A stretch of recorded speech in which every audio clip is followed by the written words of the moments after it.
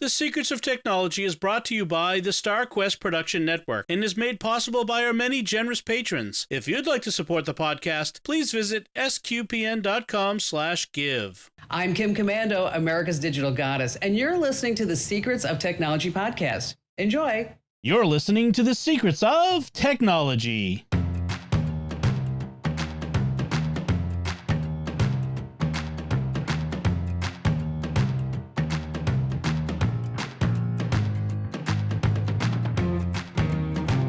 Hi, I'm Dom Bettinelli, and you're listening to The Secrets of Technology, where we discuss the technology news that's important to you from a uniquely Catholic point of view.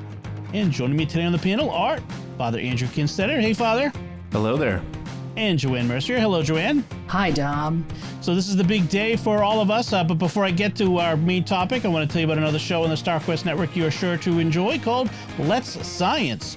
You can find that wherever fine podcasts are found or at sqpn.com/science. Now, I say this is a big day for us every year. Like, we have the three of us combined have a big day, 2 big days a year on this show. And luckily we've arranged it so that Father Corey didn't have to be here for this. And I can get Father Andrew on. Father Corey's like, can you stop making me do all the Apple shows? This might be the first time I've gotten in on a WWDC show. Yay. Yes. And so we're talking Apple announcements, and we are the 3 big Apple geeks on the panel. So we've arranged it so that we can talk about the latest news. And man, there's some big news, as everyone I'm sure is aware. So let's get right into it. So Apple had their annual developer conference, and like everyone was expecting, they announced their new AR goggles, the Apple Vision Pro. Now, let's get it out of the way. It's $3,500 when it eventually shows up, or at least that's what they announced. Will it still be $3,500 in a year and a half to 2 years? Maybe not. Who knows? But let's get the price out there right now. Well, since there was an audible gasp in the room, perhaps not. Yeah. Well, I mean, everybody knew it was going to be expensive. I think people did not expect it to be. I think the high-end guesses I was hearing ahead of time were $3,000, so $3,500 was 3, yeah. Although, you look at the tech that's in it, and it's amazing that the tech even exists at any price.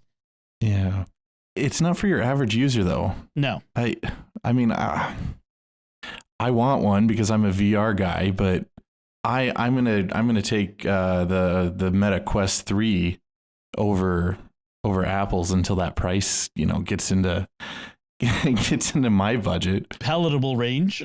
Oh gosh. Yeah, and see, I am not a Meta Quest person. In fact, VR makes me sick. Okay. But I looked at this thing and I was like, the possibilities of not having to deal with monitors ever again. That's a big one. Yeah. Is huge. But I'm saying to myself, you know what? This thing, by the time this thing is refined, I'm going to be retired and not caring about not using monitors after I was, have played with them at work. So I just think, and I also think it's a little clunky. Really? Well, the battery pack is kind of a pain. Yeah. Yeah, I think it's a little clunky because, of course, the pundits have been going for the last couple of days, and saying you're going to want to wear this more than 2 hours at a time, and plus the battery doesn't go that long. I'm thinking unless it looks like Jordy's visor, the mass public is not going to go for this in huge form. And the way I'm looking at this is like the original iPod, the original iPhone, the original iPad. When all of those things came out, the original Apple Watch, everybody said too clunky, doesn't do enough, it's too expensive. Every single one of those things. And then they made them faster, smaller, cheaper, more capable.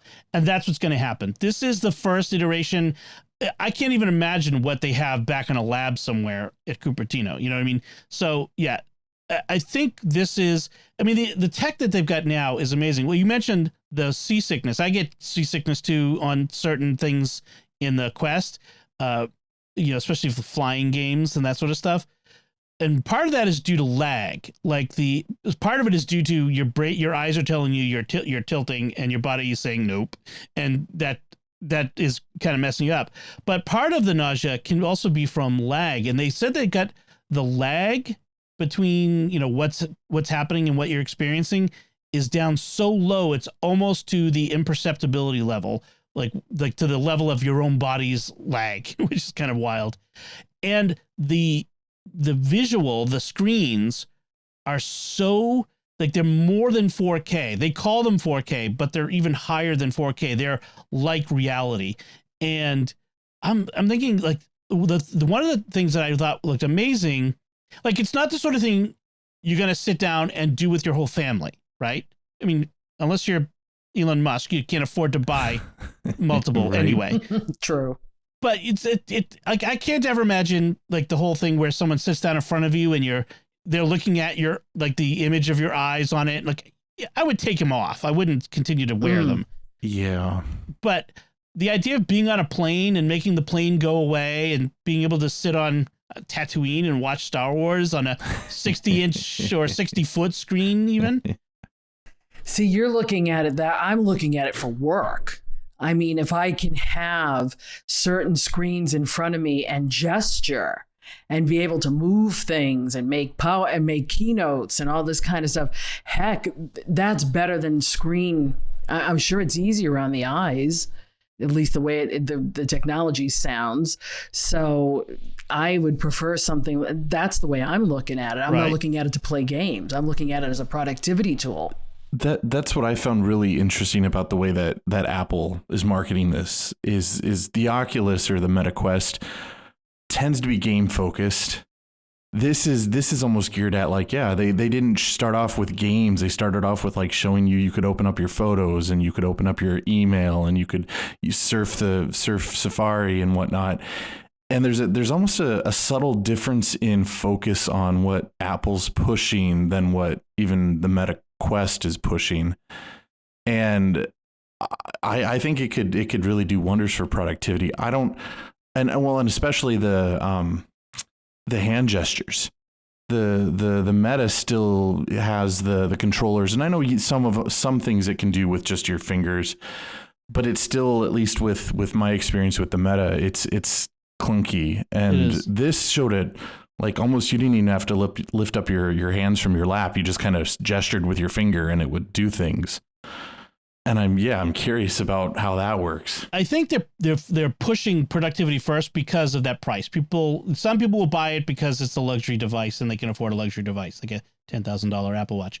But, in the beginning, there are people who spend $3,500 on monitors, for their office. Mm-hmm. And so that's not as big a deal. And I love that idea, because think of the typical office environment. Nowadays, if someone from 60 years ago showed up in a typical office, church office, any office, like, all these screens everywhere, and people would be hidden behind screens, and it would feel very isolating and impersonal, especially when you're in a cube farm, you know what I mean? Like in a that sort of environment. Whereas if you don't have all that stuff, then it's a much cleaner environment. And I love the demonstration of how you could, like, set down your MacBook and kind of just gesture to make what's on the MacBook screen go up into the air and be all around you. And you can use a real keyboard and a real trackpad. Again, because the latency is so low, it looks like you're looking through the headset, as opposed to it using a camera to show you, what you're doing. And so it's that seamless. I love that idea. I saw somewhere that they've got Final Cut Pro working on it, which is kind of amazing, that idea. So there's a lot of jokes. Everyone's going to joke. Everyone jokes about all the new Apple stuff whenever it comes out. But I look at this and say, in 5 years, this is going to be huge. Apple does well, and when they release a product, they release a good product. Yes. Correct. And they've waited on this. This has been rumored for years. Even the AR goggles, which I almost would prefer. I wish they would have perfected those, but this is it's sort of a hybrid. Because it is VR, but they're allowing your spatial, what's right in front of you to pass through and be kind of the background to your apps if you want it to be. So sort of an AR kind of halfway. I think it needs to be AR too, because when you're in one of those other types of goggles, people are always bumping into walls and stuff. And I have a feeling this is made so that you don't do that. Your reality is still there. And if somebody comes to talk to you, you don't have to take anything off. You just have those wicked eyes look at you, and which I thought was really weird. I don't think that's going to work very well. I mean, it won't. I get the idea behind it, because using the Quest, it is awkward if you're the one in the Quest and someone else is trying to talk to you, or vice versa. I get that, but it's that, forgive the analogy here, the Princess Leia Rogue One sort of idea where uncanny. Like it's your face that you're seeing, but it's not really your face, right? Or even they talked about FaceTime. Well, that's a little different, yeah.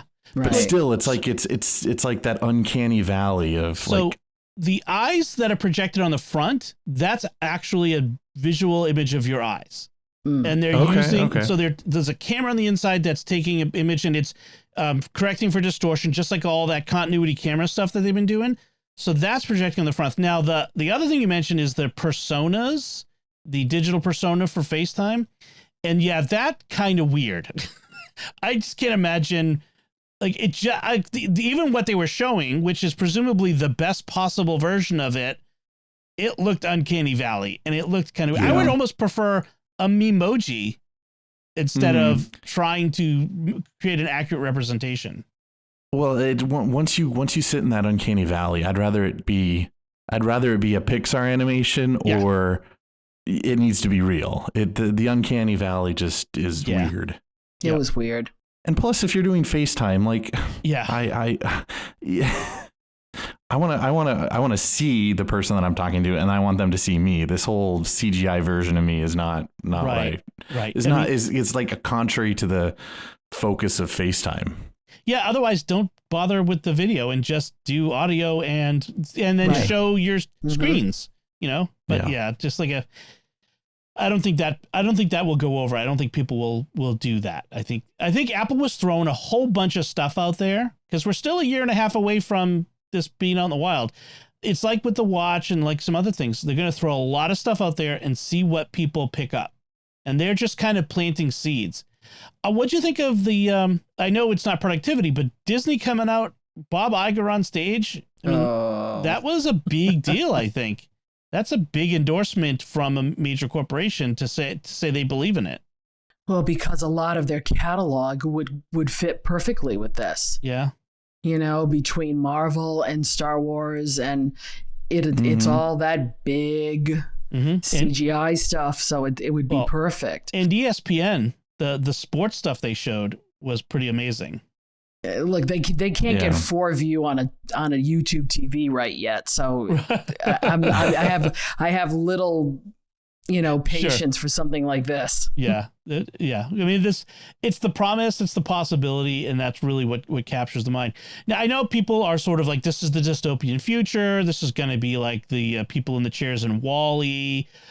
I mean, I get whenever there's a new technology, whether it's AI or AR, VR goggles or whatever, people are afraid of a dystopian effect. I mean, frankly, smartphones, as we talked about last week, smartphones have been a great boon to society and a great bad for society. We have to keep in mind the potential bad stuff related to something which is as big a shift as this will be. I mean, I noticed that there was no mention of a metaverse or a virtual worlds that we would interact with other people in the virtual worlds. There was none of that. I felt like Apple was really trying to emphasize you can do this, but it's in the real world. We're just augmenting the real world.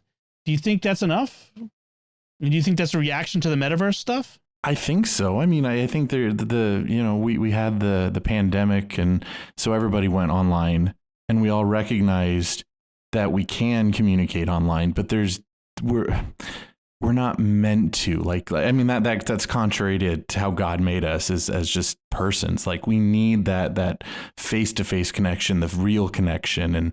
And if we just go virtual for everything, it can suffice sort of as a temporary thing, but it doesn't fulfill that inner heartfelt need that we all have. So, I mean, that's one of the things that I always kind of just scoff when I hear Facebook talk about the metaverse, and it's like, okay, yeah, no, but if you can, I don't see the Vision Pro being like everybody becoming the Wall-E kind of zombies, or even Ready Player One, where everybody's just sucked into this thing. Mm. I think Apple probably recognizes it too, which is why maybe they're pushing more for it to be a productivity thing, and then, put it away when it's time for social communication, or I don't know, because they try to bridge the gap and do both. And well, see, my excitement comes in again for the productivity. When it comes to social, there's a lot of other stuff that they're doing in the OSs that kind of cover that. So, and I'm of an older generation, so I'm much more social anyway. So would I want one of those things to be social? No. Or maybe from my, eventually from my nursing home room. But other than that, that would be strictly productivity, and maybe watch a movie, and then if I'm alone, and then put it down and, use the other means of communication. Right. And as a solitary thing, or a solo kind of endeavor, I think it's perfect. Yeah. And it's a great tool. Or I need the Star Wars and Doctor Who games to migrate to it. It's before I consider buying it, but but yeah, it'll never replace the real life interactions that we need. Mm-hmm. Like you notice when they showed someone watching a movie, it was a person alone in their apartment. It was not. Now, if my friend lives across the country, maybe we could sit next to each other watching a movie. Mm-hmm. And Quest already has ways to do that. It just isn't as good as what we saw because the resolution isn't as high. And that sort of thing. The thing that felt kind of dystopian to me was the dad with the two little girls, taking videos and photos of them. I mean, and we already have something like that. Because now we have a slab of a phone camera between us and them, but it's not over your face. And I think there's a qualitative difference to that, and that felt a little. I kind of cringed when I saw that. Like that's not great. I don't like that. At that point, you may as well put a GoPro on your head. Well, at least it's not in front of your eyes. Exactly. Yeah. What I thought was interesting about that part, I don't think it was that. It wasn't that idea that you're hitting on, Dom, but it was the idea that you could have these 3D images. I like that. That was a very interesting technological idea that you can sort of, I think like some like Facebook, you can have like 3D images, and they just kind of, I think they're kind of weird, but I think in a VR headset, that would be a real interesting thing to really getting spatial data. It's using the LiDAR stuff, which makes me wonder, are we going to be able to start taking 3D photos and videos with iPhones and maybe the 15 or 16, creating content that they will be able to consume inside our Vision Pro headset? I have a feeling that's coming down the line, perhaps. That there's because as always with WWDC, there's two beats. There's here's what we can tell you now, and then 3 months later, when they're releasing the hardware, the other shoe drops and gives us the complete picture. And I think there's a bunch of stuff that showed up in this keynote, not just with the Vision Pro, but the other stuff, where I'm like, that might have a hardware thing that also will change some stuff down the road. So I have a feeling when come September, we're going to see some interesting things that match up with what stuff we heard at this event. And so we have to remember, this is developers. Yeah. This is a developer conference. It's not for mass consumption. Yet the press jumps on it like, it's gospel, and everything here that they're talking about is absolutely going to happen in this manner. And it doesn't. It comes out in different pieces, in different hardware, in different software. So I want to move on because there's a lot to talk about. This was a jam-packed event. I was like, it was hard to catch your breath in the middle of this event. It was so much coming so fast.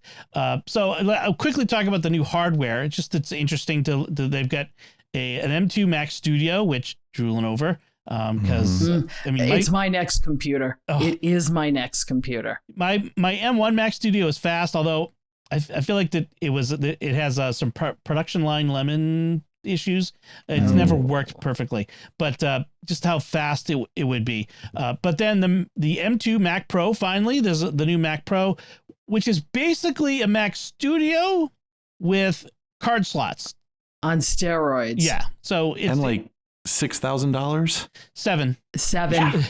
Yeah. I mean, unless you want a rack mount, and then it's 75. The thing's a beast. This is not for normal people. This is for Lucasfilm and ILM and that sort of thing. This big is for video production kind of stuff. These are for people with massive compute needs.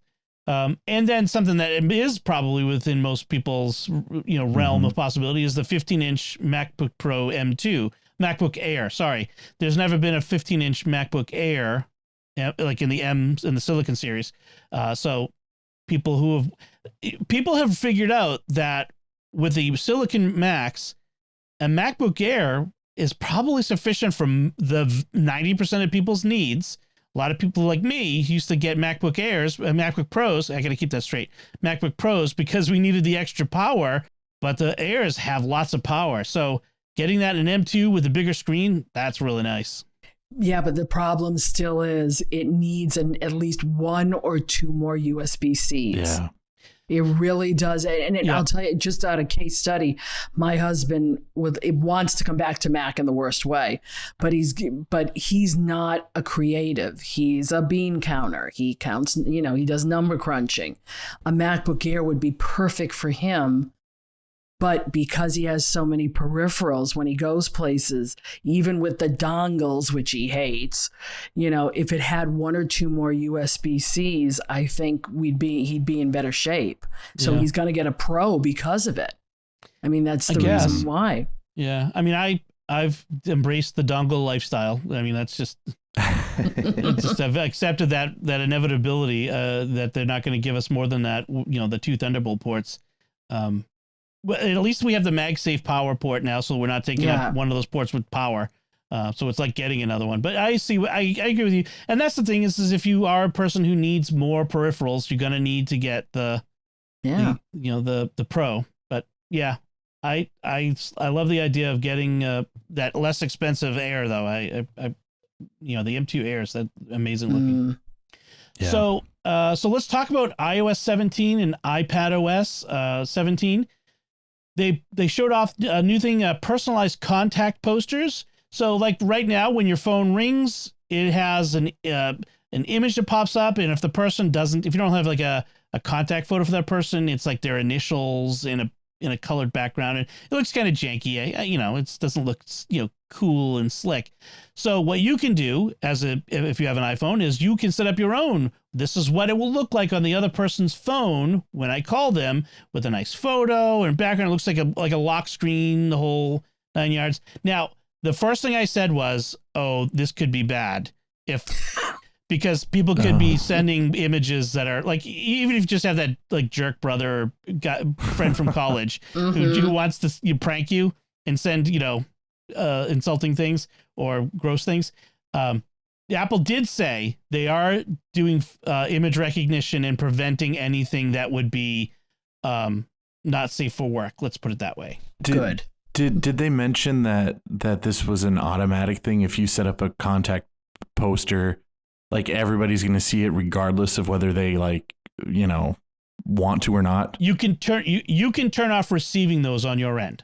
Okay. So you can turn off the feature on your end so it doesn't show up on your phone like that. Okay. So, good. But because that would be a safeguard for those who are worried about that. Exactly. And also, when you've called that person, your now contact image is now populated inside their address book. You know what I mean? So it's kind of like in Messages. It sends your image that you've chosen, your profile picture.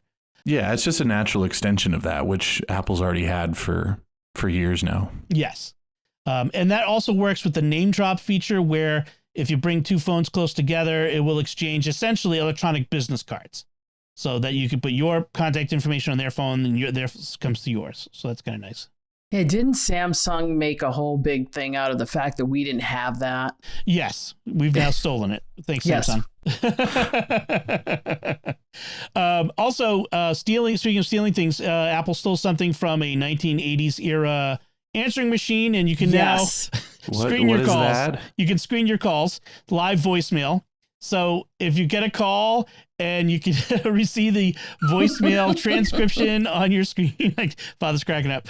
You can see the voicemail transcription come live on your screen, and then you can decide that you want to pick up at that point, which I think is can be really nice.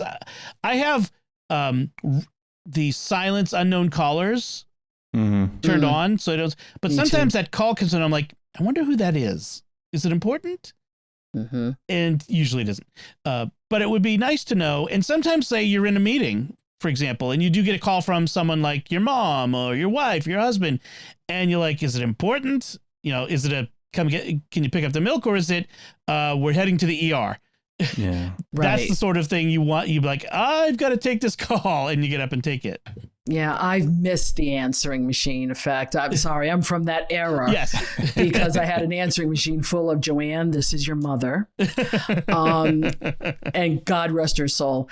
But I'm glad to see something like that just for the same reasons. You know, if I'm in a meeting, I can look down and actually see it or even hear it if I want to. It's like, okay, fine, I'll take this, or no, I won't take that. Happens all the time. Like Jimmy Akin's on the West Coast, I'm on the East Coast. He'll call me sometimes. It's mid-afternoon for him. I'm sitting down to dinner with my family. Is this a very important thing? It would be nice to be able to say, you know, I'll call him back after dinner, or there's, you know, a vital problem with the website, or the podcast is not going out, or, you know, something that needs immediately to take care of. I love the idea of being able to screen calls. So I will throw this out there. This is why I was laughing earlier. I do know what voicemail is from the 80s, but I am the millennial on the panel here, and it's been literally months since I've gotten a voicemail. This is a great feature. I like it. I'm never going to use it. That's awesome. If my parents call me, I know something's up. Usually it's a text, and then I can just, you know, quickly see the text on the screen and see, okay, mom's, you know, perfectly fine. She just wanted to say hi. But yeah, I rarely get voicemails. Let's see. What are my voicemails? I'm going to see what my voicemails This will appeal to my generation. Yes. Most definitely. Now I kind of just want someone to leave me a voicemail just so I can see this in action. I'm going to have to. Jeez. So most of my voicemails are things like, so our town has a reverse 911. So we get reverse 911 so they can tell us that there's a party at the park later, which is like, that's not the point of the system. And then my friends of the same age, so other Gen Xers, and CVS, and my doctor's office, and that's kind of it. And then, you know, spam calls. But I don't get a whole lot of other calls. Oh no, I get, as a baby boomer, I get all kinds of friends who do leave me still voice messages. Yep. So, although I gotta say, with both of my parents having passed away in the past year, I am very glad I saved all their voicemails that I got for them, and so it's nice to have that recording to hang on to. I think maybe what's going to go more in my generation, and Dom, I think you're probably going to go to it, is the FaceTime voicemail. Yes, I think is a really cool idea. I think that's awesome. Yeah, I like it. Yeah. How many times have I tried to like FaceTime someone and I couldn't get through it? I'm like, oh, now I have to send a text to tell them why I was. Just leave a video message. That would be the whole thing. Yeah, I love that. The one I can think of is like I'm at the grocery store and I'm FaceTiming my wife and she doesn't answer, and I can go, as soon as you get this one or this one. Or this one. that's like 90% of my FaceTime video calls. But and going back to even just your memory of your parents, these will be cool little things for people to save of their loved ones too. Exactly. Yes, that's so really nice. Yeah. I did a lot of recording of my mom and my dad in the last few years of them telling stories, because I knew, you know, they were up there. That wasn't going to be long. And getting your parents on FaceTime and recording that. Yeah, That's a big one. Your loved ones, any loved ones, because you never know. Yeah, that's a good point. Excellent point. So Messages, which is probably the most important app on the phone, is getting some really nice improvements. Things like the check-in feature. So like you can do Find My, you can Find My with someone else, but you don't want to necessarily do that with everyone because that's giving away all your location information all the time. It was really clever. What they were doing is so I think of this like for a young woman, like one of my daughters, for example. She's out with friends or out somewhere, and she says, "All right, I'm leaving this place." She messages me, I'm coming home, and then it will figure out when she should be home. And then if it's taking longer, or she makes a detour, it updates. And if if she goes off and leaves the trail or whatever, it will mark her location. It will give you the battery life and like all this information. It's all safety information. I love that idea. That's a real good forward thinking safety feature that they're looking at there. So that was really good. Then some other features like the stickers things. I mean, there's some fun things that they're coming there. So that looked kind of fun. The arrow to take you all the way back for a group chat of the messages you missed. Oh, that I think is going to be important. I'm involved in a few too many group chats that sometimes just get really away from you. Like, scroll. Where did this start? Yeah. Scroll. Yes. Like Discord, you can do that. You go into, like, if you haven't been in Discord for a while, it just says, go back to where the last messages you read. Yes, please. I love that. The airdrop, name drop, we mentioned the improvements to airdrop so that you can start an airdrop near someone, and even if you move out of airdrop range, it will continue it via Wi-Fi and cellular. I love that.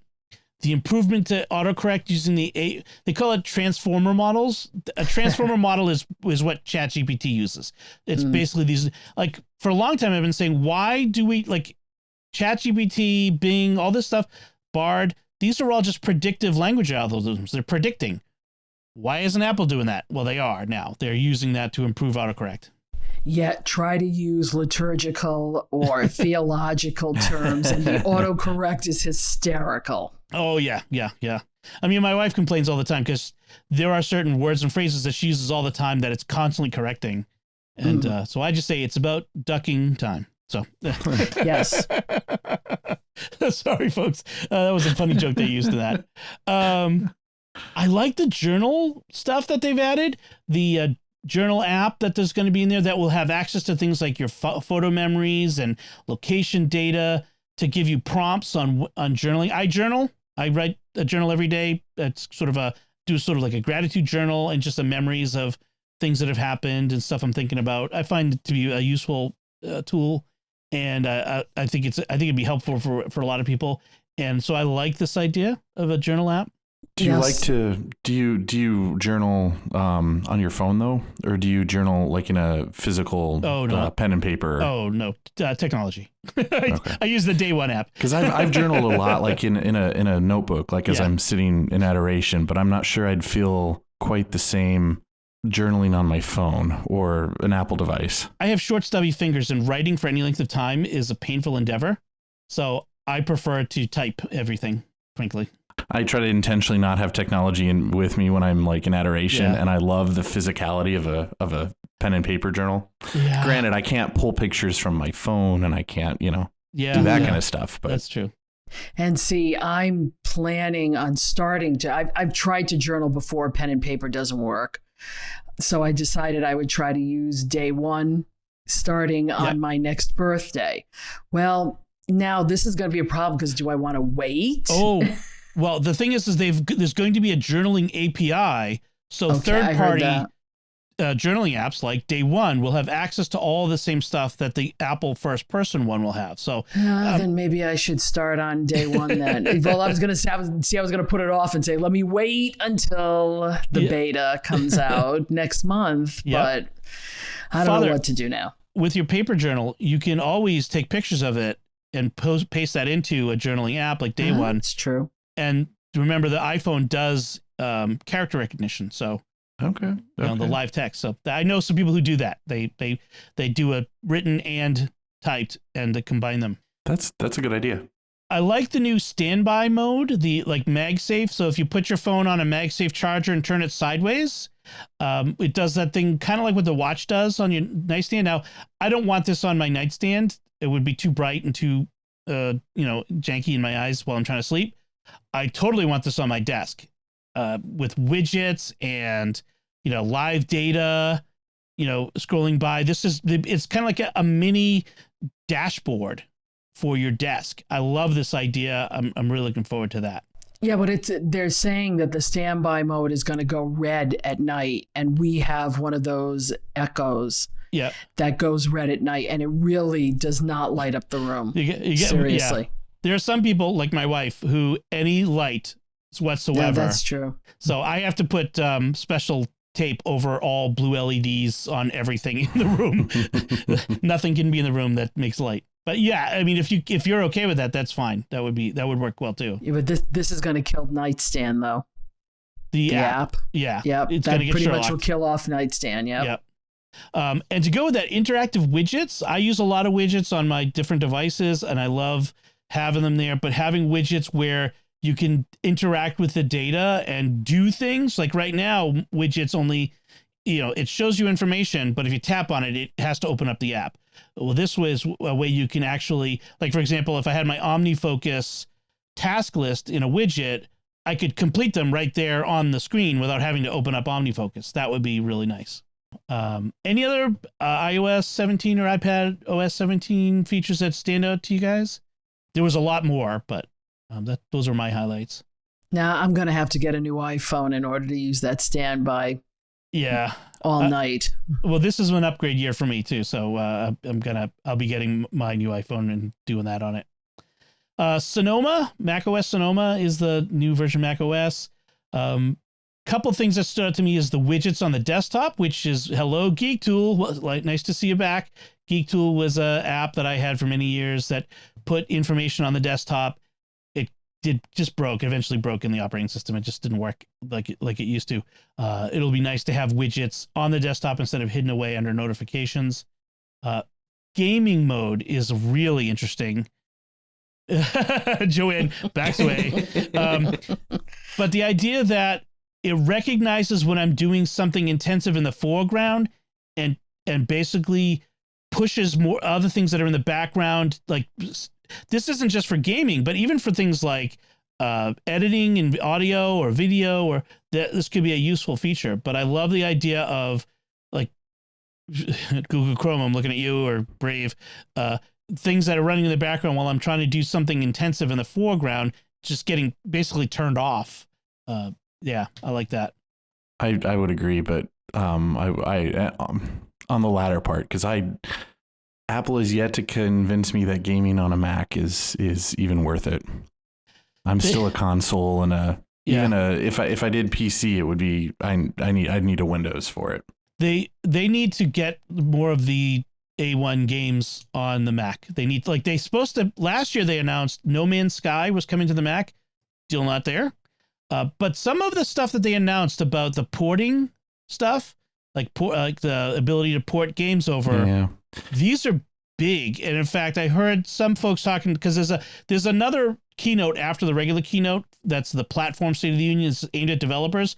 And apparently they were really emphasizing this is aimed directly at Windows game developers to make it no-brainer to bring your games to the Mac. So they've got to follow through on that promise. They maybe got to throw cash at some of these guys. But until they've got the A1 games on the Mac, it's not going to be a Mac system. Yeah. I mean, a game system. So the other one that seemed aimed at the current state of the world we live in right now, the video conferencing special effects. Those looked cool. Those look fun. Yeah. That's what I like. The presenter overlay. Yeah. If it's built in now and not having to buy a third-party app or third-party service to do it, that's going to be a game changer for the stuff I do for the church. And not just in FaceTime, but will work out of the box in things like Zoom and Skype and maybe StreamYard. Like I can be able to do 2 thumbs up and like make fireworks go obut in StreamYard. We don't need that. That should be interesting. But yeah, the presenter overlay I think is a really interesting idea. I mean, it looked slick. It looked really nice. Yeah. So other things that they mentioned was like FaceTime on Apple TV using continuity camera. Yes. That looked really fascinating. Not just even for like at home talking to grandma, but like if you've got a conference room, being able to have a big conference room TV with an Apple TV attached and being able to do a conference call, like just call someone on your iPhone and then plop your iPhone up front on the stand. That's a big deal. I think that's nice. I have wanted that for so long because it is really hard for my husband and I, and we have friends all over the world now, to get either in between my computer screen or, or the iPad to talk to them. It'd be so nice to see them on our living room TV. And then even being able to like do the share play where you could watch a show together. I like that idea, where you could interact with people who are far away. So that's an interesting one. The adaptive audio for AirPods that they showed, where you had combined transparency and noise cancellation. I like that because kind of like I got my wife AirPods because she loves the noise cancellation, but it really bugs her when she's like cooking and she's got her AirPods in listening to a podcast or something, and then one of the kids wants to talk to her and her hands are dirty. She's got to try to get the AirPod out. But with this, if someone approaches you and starts talking, it mutes the music or audio playing so that you can hear them. Although I would love it if it would pause. I think, in fact, it will pause if you have a conversation. I think that will do that. I think I remember them saying that. Yeah, my husband would really appreciate that because when I have my ears in, as I say, and he starts talking to me, take your ears out. I mean, and people have those in all the time now. I see them in church. I see people, usually young people, walking around with them in their ears. They're probably not on, but they have them in their ears all the time. But it's also would be good for people who have hearing problems. Yep. Well, especially the noise cancellation ability. WatchOS widgets looked really cool. I like the idea of being able to have the widgets on my watch that it's like sort of like complications on steroids. So it's a lot more interactivity with certain apps. I don't do a lot of stuff with my watch, but the few things I want to do on it would be really enhanced by having widgets. But my feeling for that is, because I usually get the smaller of the watches, is that's got to be for the bigger face or the ultras. Yeah. That it would really make a difference. On this small one, is it going to be too much, to read? Because my eyes are going as I get older. So, and I don't want to buy an ultra because it's just too darn big. Those are big. They're huge. Big. Yeah. And then they mentioned some mental health and vision health features. I kind of laugh at the whole myopia thing. Like a quarter of all people have myopia now. And by 2050, we expect half of all people to have myopia. Like maybe it's because everyone's indoors staring at little screens in front of them. Maybe you could do something about that, Apple. That's probably what Vision Pro is for. But it was kind of clever. The idea that there's an ambient light sensors in the phones and in the watches will tell you if you or your kids have not been outdoors enough lately, which I love that idea. I mean, I try to make sure my kids go outside a half hour every day. In the winter, sometimes that's not possible, but I like the idea that they're working to help, counteract and tell you to take your eyes out of your phone once in a while. I think. Or the other one, which is like if you're holding the iPad too close to your face, that would be the other one. Because I see kids do that all the time. So I like that. And then the mental health features like mindfulness exercises and some of that stuff like that. So those looked pretty interesting to me too. Did I miss anything that you guys found particularly interesting from the presentation? There was a lot more. We're just hitting some. I think we'll be unpacking it for a while. Yeah. I will say one thing. I mean, as awesome as these things are, I still miss some of the wow factor that they used to have. Like iOS 17 had some nice, I mean, some good upgrades and stuff, but none of it was really like wow, I guess, for me. They're pretty mature operating systems now. Yeah. We've sort of gotten to a plateau in ingenuity. So I can't really expect them to, reinvent the wheel, but and the quality of life improvements that they're making is awesome. So I'm excited for those. But Apple used to be like when they introduced the iPhone or introduced whatever, it was this wow factor. Well, that's the Vision Pro this year. Yeah. That's the Vision. That is the Vision Pro. And that's what has me excited. I'm just thinking I'm at the end of, my productivity years, and I'm not going to be able to really get into that. You're gonna have to get into gaming there, Joanne. Absolutely not. Join us. Yeah, I'll be the one with the barf bag in the corner, One of us. Or that Star Trek episode, Star Trek Next Generation episode, where it shoots the things into your eyes. So the last question: gonna install the betas with the public betas when they come out? Yep. I will. Yeah. I usually always do that, and there's only one time that I regretted it and had to shift back, but yeah. I'll do the iPad and the phone, the iPad and maybe the Mac. The phone I will never do because I need it. I will do my iPad. I might do the phone. And I'll probably do my MacBook Air because I don't use it every day. But the Mac Studio I will not do because it's my production machine until I'm certain it's the fact is it's pretty unstable now. And so unless I know things are better and not worse, I don't want to make it even worse. All right. I'm sure we'll be coming back to some of this stuff later. I mean, there's some really interesting features, things here. I'd love to hear what listeners think about the Vision Pro. Would you want one? Would you want one at half or a quarter of the price? Let us know. All right.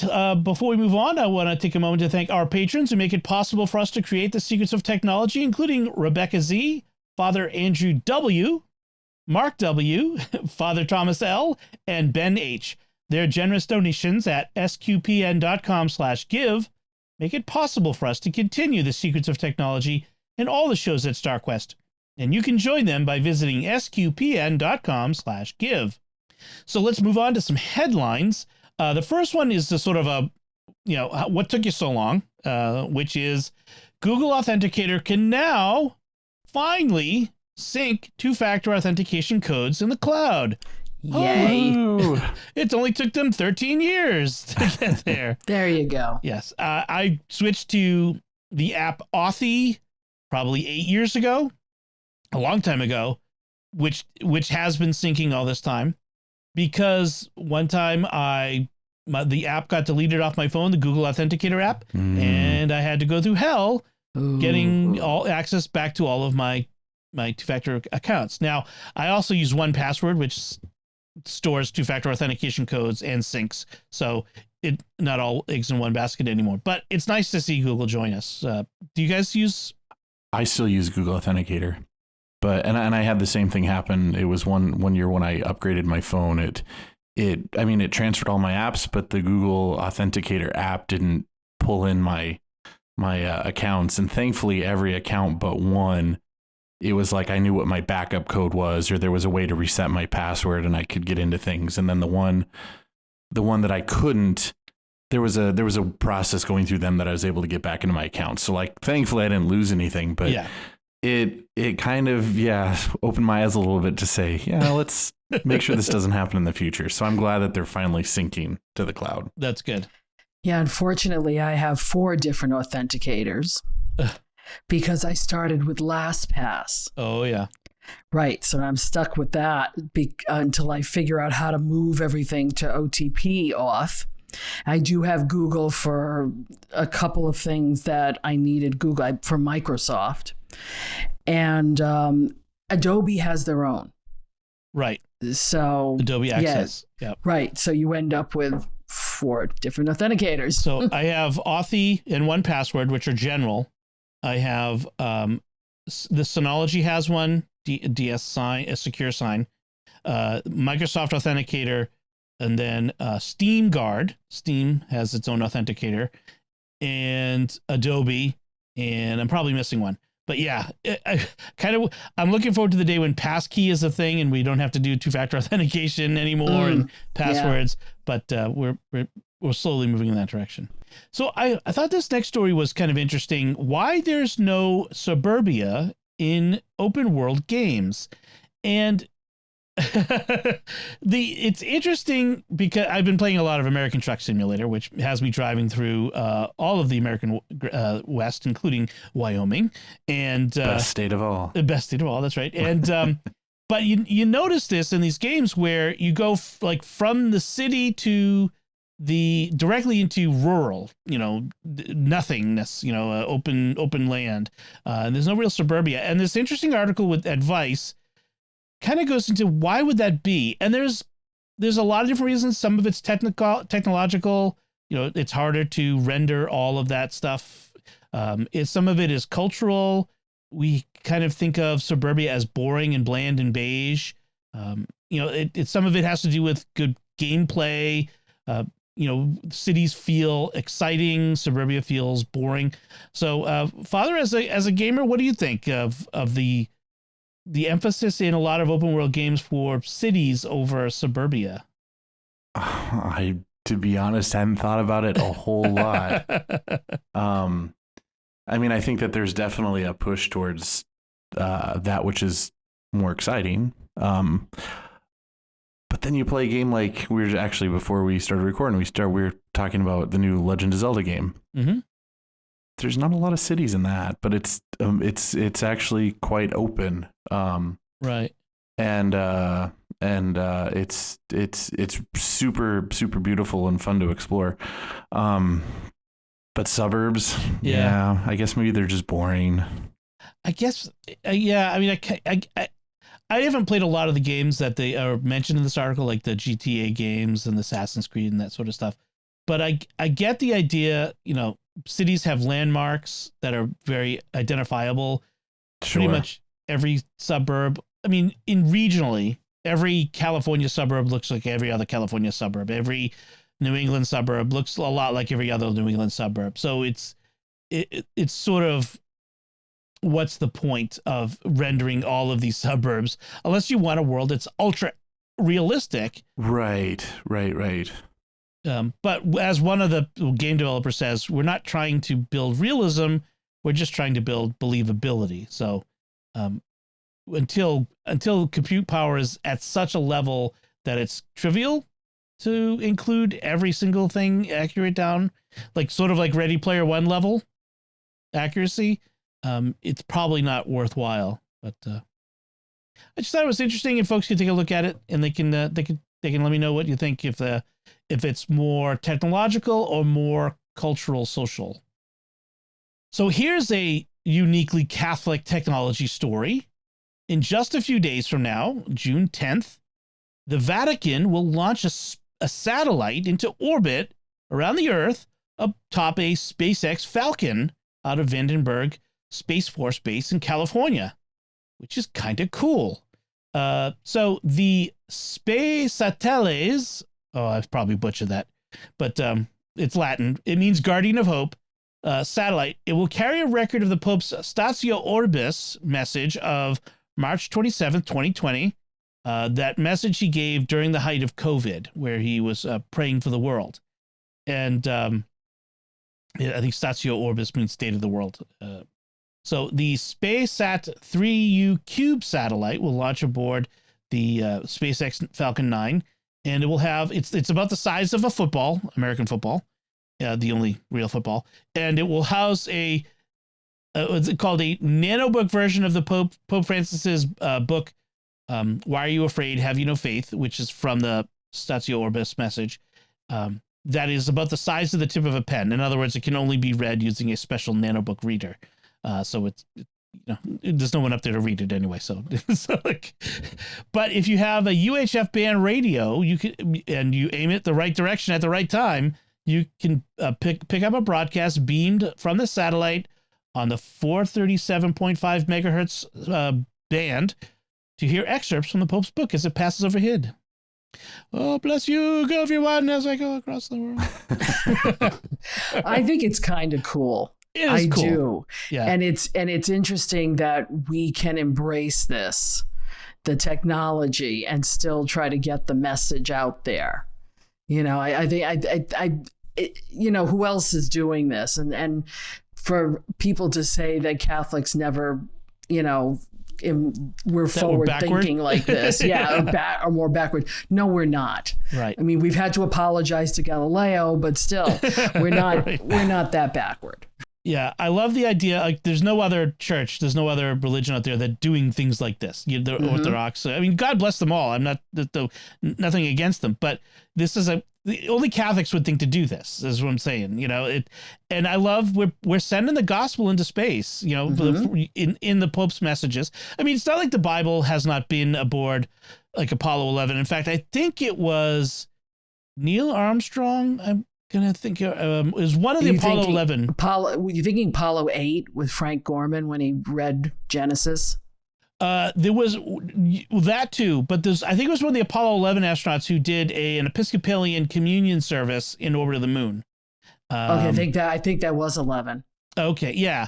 So I forget what it was. Maybe I don't think it was Collins. And I don't know if it was Armstrong. Anyway, but I love this idea of carrying the gospel outward into space and doing so in this really visible way. I kind of love it. So, what else should we send up, Father? Probably shouldn't ask me that. Copy of 1977 Star Wars, the first cut. Okay. It would be a how-to manual for the aliens. It was our warning to them. Yeah. So I just think that's really cool. I'll be looking for that launch on. I'm sure it'll be on the SpaceX YouTube channel on June 10th. And finally, Apple and Google are teaming up to stop unwanted AirTag tracking. This is a big deal. Ever since AirTags showed up, people have been worried that bad actors are going to use it to track people against their will and surreptitiously to hurt them. And there's been a lot of criticism of Apple. Apple's tried to fix things, but not to the satisfaction of many. And so this latest thing is Apple and Google working together, presumably so that Android phones can also do what Apple's already done for iPhones, which is tell you when there's an unknown tracker following you, perhaps on your person or in your car or something like that. What do y'all think of that? It's about time. I love it.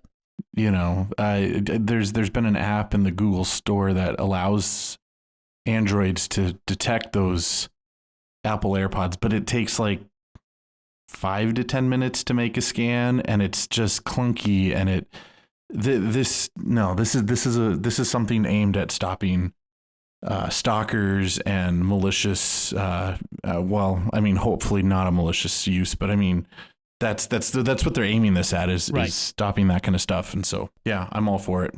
You know, I think business competition is healthy, but when it comes to safety, we need to put all of that aside and come together as a tech community and work for the common good. At least I would hope we would want to do that. This is like when they came together with the COVID tracking back in 2020, coming together and coming up with a system, working together to come up with something secure. And I think that's what this is going to be secure because it's going to be OS level. It's going to be built into Android OS and to the iOS, and that'll be good. And it says that this article from CNBC says the change will also allow other lost item trackers, such as those made by Samsung or Tile, to build similar iPhone and Android alert features so that if someone plants a Tile on you or the Samsung equivalent, that you'll also get alerts for those as well, which is good for me as an iPhone user because that I don't get those alerts if that were to happen. So I like that idea. So bravo. They said in a future operating system, it should be kind of available available in technology preview at the end of 2023. So probably iOS 18, we can expect to see something like that. All right, those are our headlines. Let's move on to our picks of the week. And Father Andrew, you're up first. What is your pick this week? Well, my pick this week is productivity based. As I've been in classes, I've actually had a not a weird reason, but a reason to go to use FedEx's website. So their print and design portion of their website. And I specifically used it for we got a PDF version of some class notes, and rather than I mean scrolling through 100 pages or so of PDF on a computer is one thing, but it's so much nicer to look at it in kind of a book format. And so rather than just print it out and staple it, I went to the FedEx website, and you can actually have them print it and bind it, and they'll add kind of a harder back cover to it, and then add a clear front cover to it. Nice. So, so I've found that to be really helpful when I've got things like, tons of pages of a PDF that I need so that I can read more easily than on a computer. If it's notes, I think I did that actually back in seminary for maybe my thesis. I had it bound that way too for something. But you can do all sorts of different things too, besides binding PDFs. I mean, with FedEx, you can print announcement cards, you can print other prints, you can create calendars, business cards, brochures, all sorts of stuff. So it's sort of just a handy online print deluxe studio sort of thing, but it's done through FedEx, and then you can do it all online and just pick it up at your local FedEx center, and prices range all over the place depending on how big or small your product is. But since it's FedEx, will they just deliver it to you if you want? Probably. I have a FedEx thing just down the street, so okay. I've always just gone and picked it up in person. But you can also bring, like, if you have printed out a ton of loose leaf papers and you want them to bind it for you, you can just bring all those papers in and they'll bind it for you and charge you just for the cover and the binding and whatnot. But yeah, I'm sure they'd be able to ship it to you as well. Yeah, I wouldn't have thought of that for like printing like announcements and that sort of stuff. That's a great idea. Yeah, that's really cool. Yeah. Awesome. Joanne, what's your pick this week? Well, during the keynote for WWDC, every time they were putting a phone down somewhere, they were putting it on this really cool little stand. And I wanted to know what that stand was, since I was buying a few. I had already bought a few. I shouldn't say I was buying. I already bought them for home and for work. But I found out that it's the 12 South Forte stand for iPhone with the MagSafe charger in it. The thing about this stand is that it tilts. So, but the way they were showing it in the demo was that it was always straight, but it tilts back about 70 degrees, and you can also tilt it so that it will also charge AirPods and the charger. So it's one of these, looks nice, and it also functions well. And I think if we're going to be putting our phones in our, now in front of our TVs or by our nightstands, this might be something that I think I know I'm going to get one now for the nightstand. I already bought one, but now I'm going to get this one. Nice. That is a nice one. Yeah, it's not too expensive. $38 is pretty good for a MagSafe charger. It is. All right, so I've got one that is a little bit more expensive. So people know I've talked a lot on the show about how I'm an outdoorsy sort of person. My family, we go camping a lot. And I'm also a big user of various Anker products. And so Anker had a Kickstarter recently for the Anker Everfrost powered cooler. Now, this is not the first electric cooler out there, but it is certainly the coolest and most advanced. And I use coolest in the pun way. I intended that pun. So what makes this different? So it has a battery pack that's removable. You can slide it out, and you can even swap in another battery pack. It can cool at 39 degrees, which is refrigerated temperature, up to 42 hours. And because it's a cooler, there's no ice. So it says no wasted space. So, I mean, it does take up space for the condenser and all that jazz. So you're kind of trading off there. Excuse me. But you never have ice in the bottom of your cooler, making all your stuff soaked and soggy and wet, which is, I really hate. You can control it with a smart app. So it connects via Bluetooth. So you can monitor it from a distance. You can connect solar panels to it to continue to charge it. So I'm really looking forward to doing this. And like some of the bigger one, they have a 50 liter. I got the 30 liter, or no, 40 liter. I think I got the 50 liter. Has 2 compartments, so you can have one be the freezer and one be the fridge. So like if I'm going camping with the scouts or my family for a couple days, for the weekend, we can put all of our food in it and it will be cooled and safe for several days. Now, they are sending and will be selling separately a cover for it. I'm not sure I'd leave this out in the rain because it's all electronics. But it's certainly, I would I tend not to leave my cooler outside at night anyway. I tend to put it inside the van or the truck just because of animals. But in general, I think it's really cool. It's really neat. I'm really excited to get this out on my first camping trip whenever we go on that. But or even just take it to my brother's for a pool party. How much is this? So the Kickstarter 40 liter, which is the middle one, was $600 something. Oh, yeah. So it was not okay. It was not. This is like Yeti level, but it's about in the range for powered coolers. So of that size. My brother's a truck driver, and he's had a powered cooler, not a battery powered, but one that you plug into the light socket in his semi. For decades, he's had them, because you're on the road forever. You need to, you don't want to have to get fast food everywhere, or keep buying ice. So, and he was saying like, yeah, that's about what it would cost to get one, a decent one like that. And this is a really nice, it's a really well built cooler. I'm really excited. In fact, we're kind of using it as extra fridge space. So like when we go shopping, I go shopping on Fridays.